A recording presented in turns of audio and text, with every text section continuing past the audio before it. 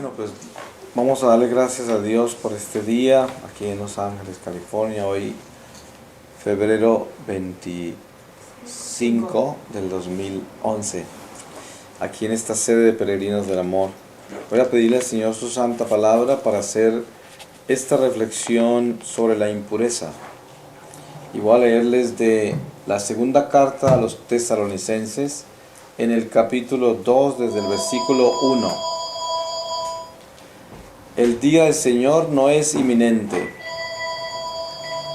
En cuanto a la venida de nuestro Señor Jesucristo y de nuestro encuentro con Él, os rogamos, hermanos, que no se inquiete fácilmente vuestro ánimo, ni os alarméis, ni por revelaciones, ni por rumores, ni por alguna carta que se nos atribuya como si fuera inminente el día del Señor. Que de ningún modo os engañe nadie, porque primero tiene que venir la apostasía y manifestarse el hombre la iniquidad, el hijo de la perdición, que se opone y se alza sobre todo lo que lleva el nombre de Dios o es adorado, hasta el punto de sentarse él mismo en el templo de Dios, mostrándose como si fuera Dios. ¿No recordáis que cuando todavía estaba entre vosotros os hablaba de estas cosas? Pero ahora ya sabéis qué es lo que impide su manifestación, que sucederá en su momento, porque ya está actuando el misterio de la iniquidad. Solo falta que sea apartado el que hasta ahora lo retiene. Entonces aparecerá el inicuo, a quien el Señor exterminará con el soplo de su boca y destruirá con su venida majestuosa. Aquel, por la acción de Satanás, vendrá con todo poder y con falsas señales y prodigios, y con todo género de engaños malvados, dirigidos a los que se pierden, puesto que no aceptaron el amor de la verdad para salvarse. Por eso Dios les envía un poder seductor para que ellos crean en la mentira, de modo que sean condenados todos los que no creyeron en la verdad, sino que pusieron su complacencia en la injusticia. Nosotros, en cambio, debemos dar siempre gracias a Dios por vosotros, hermanos, amados del Señor, porque os eligió Dios como primicias para la salvación mediante la acción santificadora del Espíritu y por la fe en la verdad. Para esto os llamó por medio de nuestro Evangelio, para que alcancéis la gloria de nuestro Señor Jesucristo. Palabra de Dios. Pues nosotros todos tenemos una idea de lo que es la impureza, porque obviamente que la impureza la conocemos como un acto de impureza con la carne, la impureza que está relacionada con el sexo directamente impuro. Pero la impureza, obviamente que siendo un vicio que va contra la pureza, no solamente actúa a través de la carne, sino que también actúa a través del pensamiento, y actúa a través del deseo, y actúa a través de las intenciones, y actúa a través de las desviaciones, y actúa a través de las atracciones, y actúa a través de las imágenes proyectadas al corazón por fuerzas externas como la cultura, la moda, los medios de comunicación, la influencia de personas que se proyectan a nosotros por intermedio del diálogo o por intermedio de alguna forma de comunicación. Y todo esto pues son fuerzas con las cuales nosotros tenemos que vivir todos los días. Tenemos que entender que el ser humano es concebido en el vientre de una madre humana, que de por sí ya tiene su propia naturaleza marcada, tanto por su propia acción personal como por su acción heredada, que viene de antepasados de sus propios padres, porque también esa madre estuvo en el vientre de su madre, y en el vientre de su madre también recibió el impacto de la madre cuando la concibió. Entonces, esta es una cadena de impactos que tenemos cada uno de nosotros que tenemos que manejar. Cuando nosotros leemos la ley de Dios, nos aterramos, porque uno piensa, ¿y cómo hago para salvarme? Eso mismo decían los apóstoles cuando el joven rico del Evangelio habla con Jesús y le preguntó cómo hacía para alcanzar la vida eterna, y él le dijo, cumple mis mandamientos, toma tu cruz y sígueme. Y él dijo, pero yo ya he hecho eso, yo cumplo con los mandamientos. Entonces le dijo, entonces vende todo lo que tienes, dáselo a los pobres y sígueme. porque si estaba buscando tanta perfección, pues Jesús le pidió del todo la perfección absoluta, que era desprenderse de todo, porque si quería buscar ya de verdad la vida eterna y entregarse a Dios y dejar todo, pues tenía que darlo todo. Pero obviamente que este fue muy triste porque era muy rico y todavía no tenía ese impulso final para hacer algo tan atrevido y buscar esa perfección absoluta en ese momento. Por eso Dios no lo presentó como alguien malo y tampoco él pecó, sino simplemente que era un hombre que no estaba obviamente listo para la absoluta perfección y seguramente le tocó pensar mucho después de que Dios personalmente le habló. Yo estoy seguro que ese joven seguramente creció mucho después de haber visto a Jesús. Espiritualmente debió crecer mucho y seguramente que se salvó también, porque por algo Jesús lo escogió como ejemplo. Y, pero la respuesta a todo esto es que nosotros tenemos que tener un manejo de nuestra naturaleza con una responsabilidad espiritual, no intelectual, no una responsabilidad psicológica, porque precisamente uno de los abismos más grandes que tiene el hombre es el conocimiento humano. Y a través del conocimiento humano encontramos los abismos más grandes por donde nos caemos, donde nos perdemos, porque podemos justificar todo. A través de la psicología moderna, por ejemplo, hoy se justifica todo. Por eso se justifica el homosexualismo, el lesbianismo, el bestialismo, toda clase de desviaciones y la impureza en general se justifica porque la psicología moderna alega de que el hombre debe realizarse como ser humano y expresarse en su sexualidad, en la forma que su sexualidad se lo dicta, de acuerdo a sus instintos y sus apetitos y sus pasiones, lo cual es totalmente contra Dios, porque eso no es lo que Dios nos enseña y no es el orden moral y tampoco es el orden espiritual de la conducta humana, porque Dios nos ha enseñado, Él mismo nos creó y Él mismo nos ha educado de cómo ser sus hijos. Es como cuando nosotros aparecemos en una familia como hijos y empezamos a despertar en ella, y a medida que vamos despertando la conciencia y tener uso de razón, los padres empiezan a guiarnos específicamente por un camino en el cual no nos vamos a destruir y nos tratan de enseñar cómo vivir en armonía con la misma familia, con la sociedad y con el mundo en general y con Dios. Y esto todo es un proceso que se vive en cada ser humano. Cada uno de nosotros terminamos con una responsabilidad específica en la cual tenemos que tomar decisiones y cada acto ha sido una decisión nuestra, con la excepción de los actos que ejecutamos antes de tener el pleno uso de razón, que son los actos que se ejecutan en una infancia donde está uno, obviamente en su gran mayoría los seres humanos están protegidos bajo las alas de alguien que los cuida. Hay tristemente personas que no gozaron de eso, y que no gozarán tampoco, porque son circunstancias misteriosas de esta vida que es inexplicable, pero normalmente un ser humano siempre tiene en su infancia, antes del uso de razón, alguien que lo guía. Pero después de eso, cuando ya está la plenitud del uso de razón, que en la Iglesia Católica se conoce como el momento en que un niño está preparado para comulgar por primera vez, porque ya se puede confesar, porque ya conoce el pecado, ese es el uso de razón ya. Entonces en ese momento toda decisión que se toma es una decisión consciente y tiene responsabilidad ante el divino trono, porque el alma no tiene edad y por lo tanto un niño de 7 años que ya comulgó la primera vez, que ya se confesó de un pecado, y o sea que ya es ante Dios responsable de su conciencia. Si se muriera, es tratado igual que un hombre de 70 años que también se murió en el mismo momento, porque las almas no tienen edad y ante Dios son responsables de sus actos, así sean el acto de los 7 años o de los 70, es igual ante el tribunal de Dios.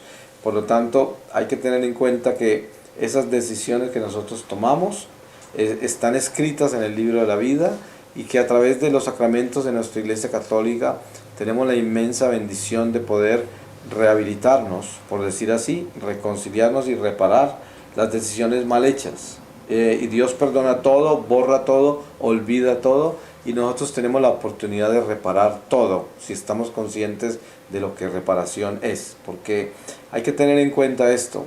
Yo me confieso de un pecado de impureza, entonces voy donde un sacerdote y le digo: Padre, me acuso de que he cometido un pecado de impureza. Normalmente en la confesión, si el sacerdote no exige que se le den detalles en los pecados de impureza en particular, pues no hay necesidad de uno detallarlos, a no ser de que el Espíritu Santo en alguna forma a través del sacerdote exige más humillación, más entrega, más arrepentimiento y le haga confesar con más detalle ese acto, ¿no? Generalmente un sacerdote preguntará cuál es su estado, usted está casado, es soltero o en qué estado se encuentra y usted ha ejecutado esos actos de impureza físicamente, mentalmente o en qué forma actúa, cuál es su actividad en la impureza. Y bueno, esto tiene muchos niveles, ¿no? Pero normalmente es lo que uno confesaría, pero lo que sucede con la confesión y la reparación es que si yo me voy a confesar de un pecado de impureza y yo sé que en mi corazón yo no tengo ninguna intención de cambiar eso y de superarlo, entonces al confesarlo, después de ser absuelto por la iglesia, no puedo comenzar reparación porque sé que en mi corazón todavía estoy consintiendo ese pecado y fácilmente lo puedo cometer otra vez. Entonces no hay forma de repararlo. Y no comenzaría a repararlo de verdad hasta que en mi corazón no haya una determinación específica de que voy a superar ese pecado. Ahora, aquí hay otro aspecto importante de descubrir y es esto, o de discernir. Resulta que el hecho de que yo renuncie a un pecado y ya no lo quiero en mi vida, eso no quiere decir que ya lo superé. Por lo tanto, el hecho de que yo aún viva esa flaqueza en mi carne, eso no quiere decir que eso es algo que yo quiero.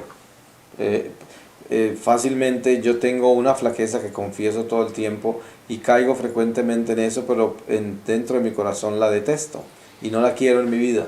Y no le hago culto a eso, ni honor, ni honra, sino que eso me molesta. Eso no me deja cómodo, eso me incomoda, eso no es lo que quiero hacer, eso no es parte de el gusto más grande de mi vida, eso es algo que me tiene atormentado, que no me gusta y trato de evitarlo en lo que puedo. En ese caso ya estoy entrando en un territorio de reparación porque ya no le tengo afecto a esa debilidad, a esa flaqueza. Pero si estoy activo en esa flaqueza, no solamente estoy sin reparar, sino que también que realmente la confesión no tiene mucha fuerza, ¿sí?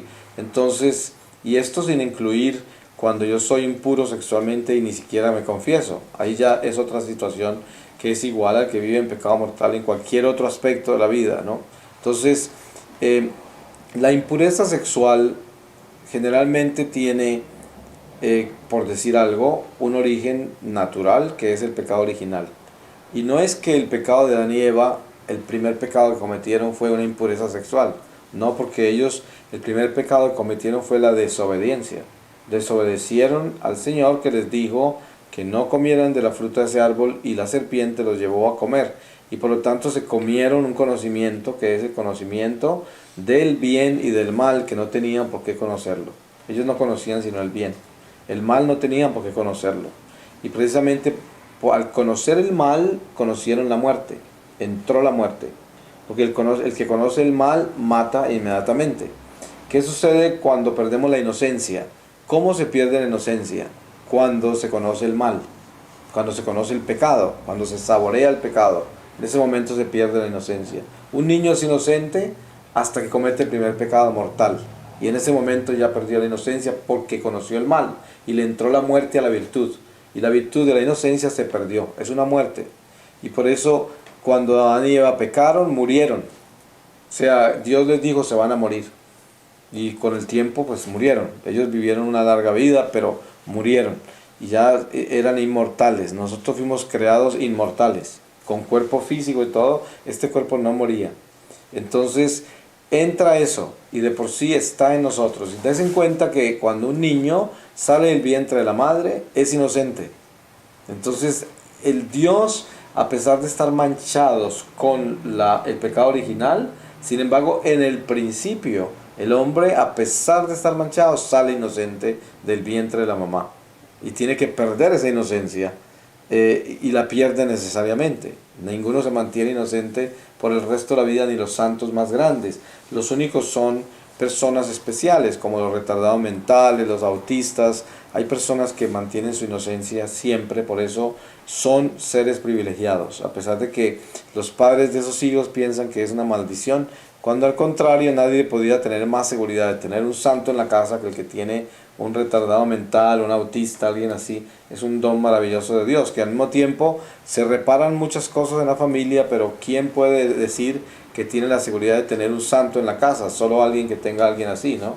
O al que se le muere un niño muy chiquito. Pero el caso es que la realidad es la conciencia de que nosotros venimos del pecado original y por lo tanto en nosotros están todas las tendencias al mal, porque hemos comido una fruta que no debíamos comer, y esa fruta del mal circula por entre nosotros, igual que la savia del bien. Son dos savias que circulan por dentro de nuestra naturaleza humana, y entonces hay veces que la savia del mal se posa en nuestros sentidos, instintos y razón y trata de gobernar nuestra vida con el mal.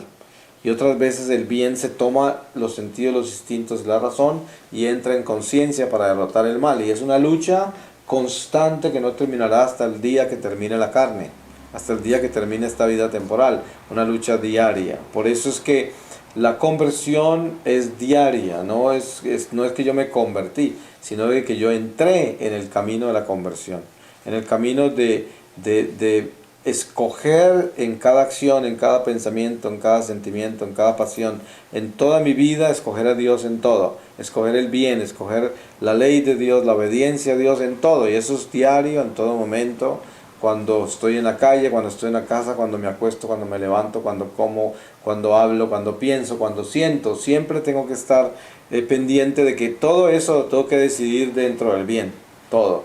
Y todo lo que tenga decidido dentro del mal, en algún área de esas está en el mal y está marcado y me marca y me influencia, me afecta.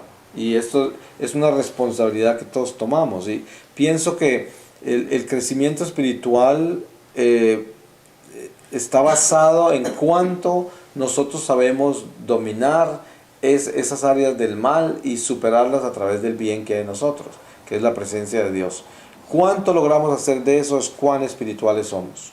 Porque de lo contrario, uno decir que tiene espiritualidad, pero no tiene disciplina para controlar su lengua, para controlar sus pensamientos, para controlar sus pasiones, sus sentimientos, para controlar sus apetitos. Entonces no hay crecimiento espiritual ahí, porque si uno vive esclavo de sus instintos, pues no es una persona espiritual. De repente puede que rece mucho, de repente, mira, hay personas en conventos que dejaron todo y se metieron de monjas, de monjes, de sacerdotes, lo que fuera, pero no son espirituales, porque no se han dejado a sí mismos, no son capaces de superar sus instintos, hablan todo lo que se les sale de la boca, cualquier cosa sin discriminar, están llenos de susceptibilidades, llenos de amor propio, llenos de sí mismos, y siempre están mirando a ver qué pasó con todo. ¿Por qué dijeron? ¿Por qué pensaron? ¿Por qué sintieron? Siempre es una persona así porque está llena de sí mismo. Y esto jamás podría dar un crecimiento espiritual. Porque el crecimiento espiritual viene de la libertad del corazón. Un corazón libre es un corazón que está consciente de su flaqueza y al mismo tiempo de la fortaleza en Dios.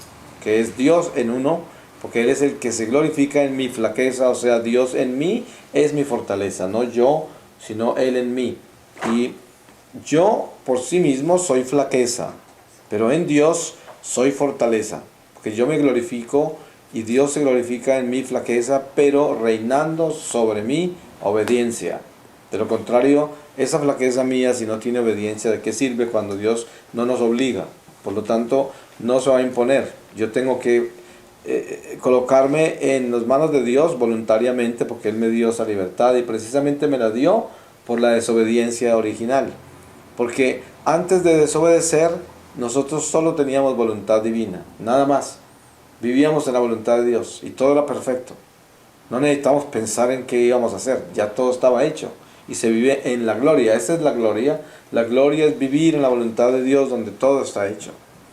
Una persona que vive en gracia de Dios tiene la bendición de saber que todo lo que le va a pasar en su vida y todo lo que sucede es voluntad de Dios.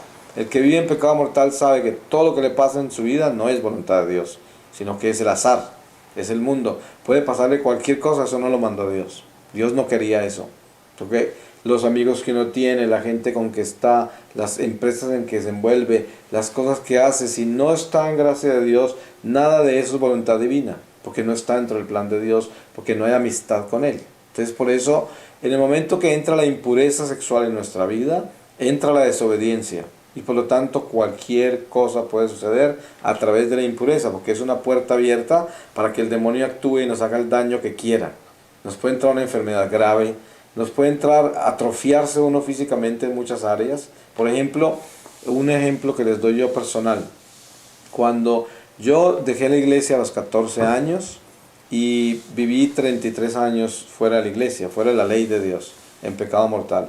Cuando regresé a la iglesia, yo me di cuenta que al rezarle a la Virgen María, por ejemplo, no podía mirarla, a pesar de que eran estatuas, y también pensar en ella me costaba trabajo porque yo tenía desfigurada la imagen de la mujer, por lo que había vivido una vida muy impura, y entonces la mujer le había desfigurado su presencia en mi vida, y por lo tanto la Virgen María la tenía desfigurada. Entonces no podía como relacionarme con ella en la forma que yo quería. Y eso me costó mucho trabajo, mucha oración, mucho trabajo. Eso lo he superado inmensamente, pero sin embargo a veces el diablo me entra por ahí y me hace doler, ¿no? Porque me doy cuenta que todavía eso hay que trabajarlo mucho y es el daño que se hace por el pecado, ¿no?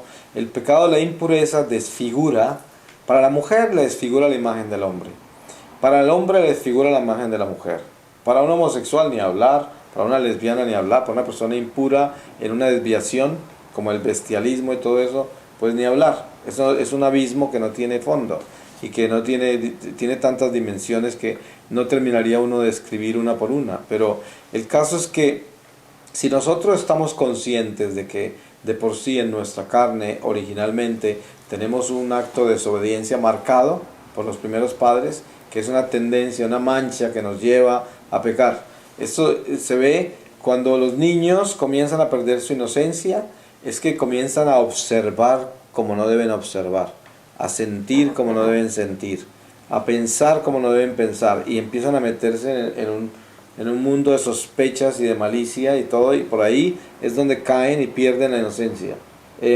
La fe en Jesucristo nos enseña a nosotros de que el hombre puede recuperar su inocencia, cosa que parece imposible, pero es verdad.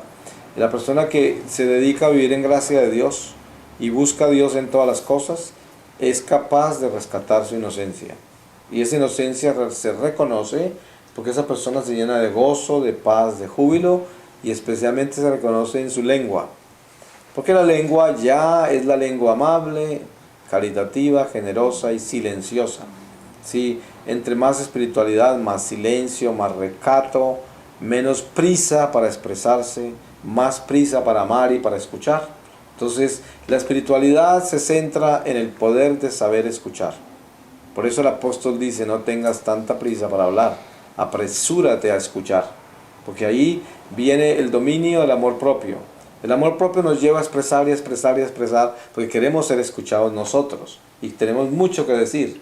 Pero cuando entre menos amor propio, más silencio y más oído a los demás, porque tenemos más interés de saber qué dicen los demás a que yo quiera que los demás sepan qué digo yo. Y esto es una regla, obvio. Obviamente que hay situaciones en la vida en seres humanos que se expresan mucho porque son personas inseguras, nerviosas, con problemas diferentes emocionales y tienen que estar expresándose. Pero eso es una cosa que no tiene nada que ver con lo que yo estoy hablando, o sea, es una condición. Pero cuando es simplemente ganas de atención y todo esto, es porque la espiritualidad todavía no está centrada en el lugar que debe.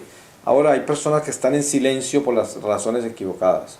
Hay personas que no hablan mucho y parece que escucharan mucho, pero no escuchan.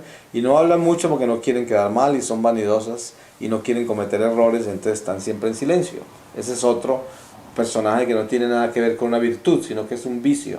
Es el vicio de la omisión y la hipocresía, ¿no? Que es aquel que no quiere cometer errores, entonces no dice mucho, para no ser descubierto, para no exponer su imagen y todo eso. Eso es otro aspecto. Pero cuando nosotros descubrimos de que en nosotros está esa tendencia a romper esa ley de Dios a través de la impureza, entonces debemos, primero que todo, establecernos desde el principio en que despertamos a la impureza.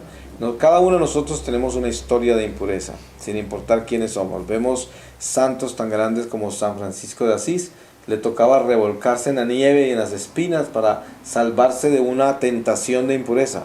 Y era un santo enorme, y sin embargo, miren lo que tenía que hacer. Y si lee las historias de los santos, se darán cuenta cómo eran tentados igual que cualquiera de nosotros, por la impureza. Pero de ahí a que ellos actuaran sobre esa impureza es otra cosa. Y generalmente, pues seguramente que muchos santos cayeron, pero al mismo tiempo también sabemos que son santos porque dejaron de caer y porque en alguna forma se superaron. Hoy yo podría decir de cada uno de nosotros aquí en este salón, podríamos decir, podemos regresar a nuestra infancia y mirar los primeros momentos en que hubo impureza en nuestra vida, donde actuó la impureza ya, que fue más grande que nosotros. Y uno de ahí puede darse cuenta cuánta fuerza traía esa impureza ya en nosotros, de nuestra madre, de nuestro padre, de nuestros abuelos, porque hay situaciones en nuestra vida en las que hay tanta impureza en la familia, que ya los niños desde muy pequeños son impuros, porque ya hay tanta impureza. Yo que tengo experiencias aquí que ahora observo, ¿no? Yo en esa época cuando no estaba con Dios no sabía que estaba observando, pero hoy sí. Amigos míos de aquí de Los Ángeles que estaban en este mundo del espectáculo como yo estaba, y era gente que vivía una vida muy decadente y tenían hijos, no se casaban, no, que tenían muchas mujeres y tenían hijos con las mujeres que tenían. Yo me acuerdo de haber visto situaciones muy feas de niños muy pequeños, de esos hijos de estas personas que yo digo, actores y amigos míos de la industria, que niños muy pequeños estaban actuando impuramente ya, desde muy pequeñitos. Y yo me impacté mucho cuando veía eso, pero no lo entendía. Y generalmente todo el mundo se burlaba de eso, le hacían un chiste a eso. Pero hoy me doy cuenta por qué, y era que los padres eran terriblemente impuros, hijos de la fornicación todos los niños, porque no eran hijos del amor, no estaban bajo un sacramento, sino que habían nacido en una aventura, por lo tanto ya de por sí habían nacido en impureza, y ya de por sí vienen disminuidos espiritualmente y moralmente, porque son hijos de la fornicación. Y la gente piensa que es un chiste, pero es verdad. Un hijo de la fornicación trae una desventaja inmensa porque viene disminuido moralmente, espiritualmente, y además trae encima espíritu.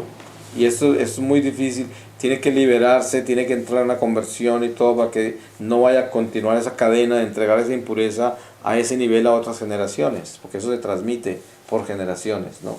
Entonces me daba cuenta yo de eso en los niños de esta gente que era tan impura como yo era, que era gente desordenada.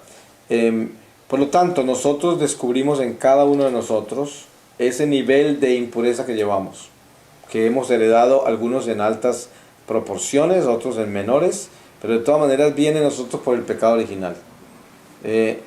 ¿Y cómo administrar esto? Porque Jesús nos ha enseñado que cuando miramos a otra persona con deseo impuro ya pecamos. No necesariamente para uno cometer un pecado de impureza tiene que ejecutarlo físicamente. Si lo desea y lo ejecuta en su mente y lo consiente, ya pecó mortalmente. Entonces sucede que nosotros vivimos un mundo, una cultura que está absolutamente depravada en su expresión cultural. Miren ustedes, por ejemplo, los medios de comunicación a través de la publicidad. Hoy en día no se puede vender una galleta, ni se puede vender un cuaderno, ni nada, sin que tenga un desnudo en la carátula, o sin que hayan utilizado una mujer, o hoy hasta un hombre, porque ya es igual, hombre o mujer, desnudos, semidesnudos, en posiciones seductoras y en cosas. Y uno sin darse cuenta, cuando navega uno por estas calles y navega por internet, o donde esté uno navegando de alguna forma, por donde naveguen los sentidos de uno, está recogiendo toda esta información. Es muy difícil lograr que un ser humano sea lo suficientemente disciplinado para que controle el sentido de la vista.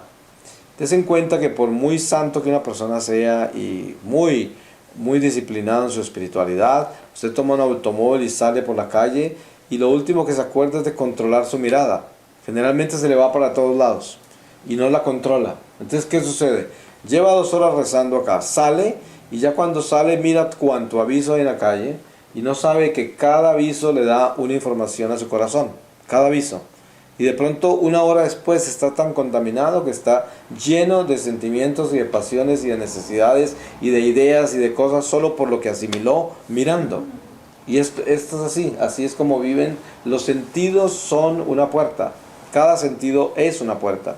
Y esa puerta es leída por nuestro corazón. Lo lee nuestra mente, nuestro corazón lee cada cosa que miramos.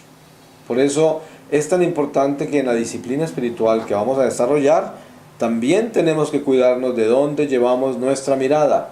Porque la mirada en el mundo en que vivimos hoy se puede pervertir en 20 cuadras, ¿no? Se puede pervertir totalmente. Y todas las oraciones que hicimos y el esfuerzo que hemos hecho por adentrarnos más en Dios se pueden perder solo con el viaje que hicimos a la casa, ¿no? De regreso después de orar, después de estar acá 2 horas. Y salimos y podemos perder la mitad o todo lo que logramos solo por eso.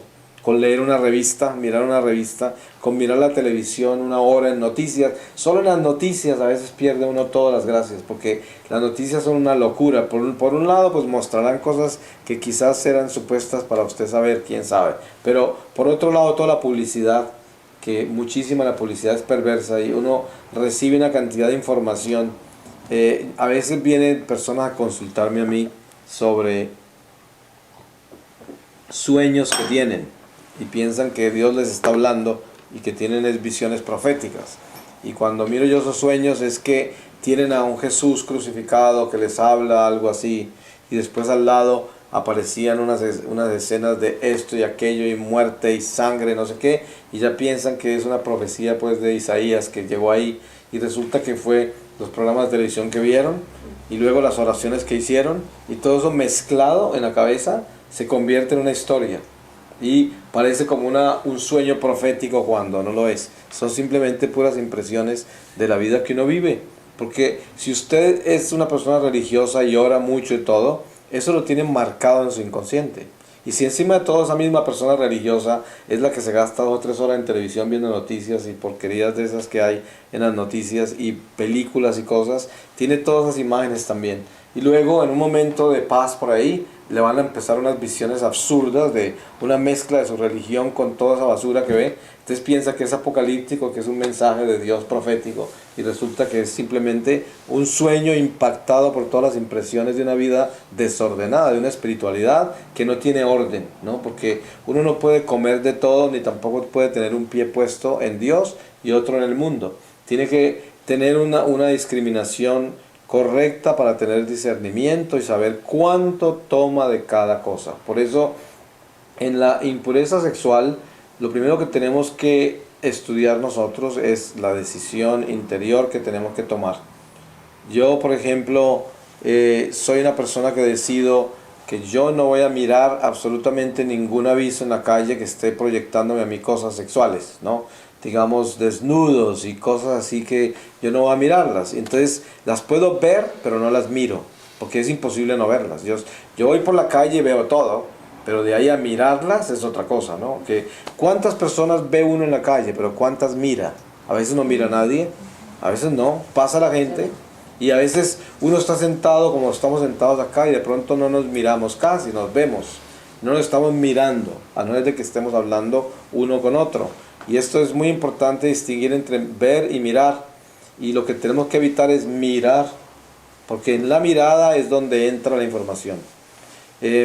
Y esto es una ley importantísima para mantener una disciplina muy especial sobre la impureza, para que la impureza sea superada en todo aspecto. Pero el primer paso que hay que tomar es que yo tengo que renunciar a la impureza.